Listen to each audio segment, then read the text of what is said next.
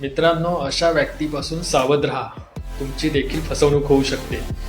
ज्या व्यक्ती तुमचं नोकरीचं काम करून देतो किंवा बँकेचं लोनचं काम करून देतो, गृहकर्ज मिळवून देतो असं सांगून तुमची फसवणूक करतात.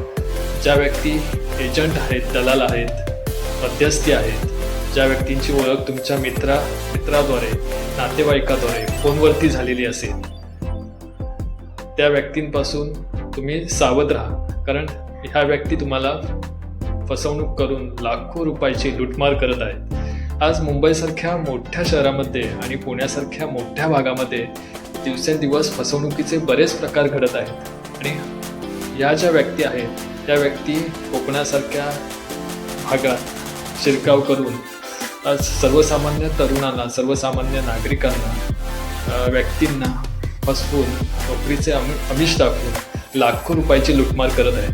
त्या व्यक्ती सरकारी खात्यात नोकरीला लावतो, उदाहरणार्थ महसूल खात्यात नोकरीला लावतो, रेल्वे खात्यात नोकरीला लावतो, तसेच पोलीस खात्यात नोकरीला लावतो किंवा एखाद्या प्रायव्हेट कंपनीमध्ये नोकरीला लावतो असं सांगून तुमच्याकडून लाखो रुपयाची लूटमार करतात, तुमची फसवणूक करतात. असा जर तुमच्या बाबतीत किस्सा घडला असेल तर तुमच्या वकील मित्राची जरूर मदत घ्या.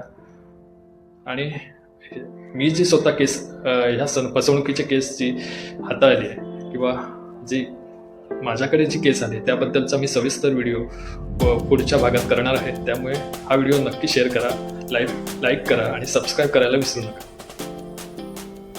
धन्यवाद.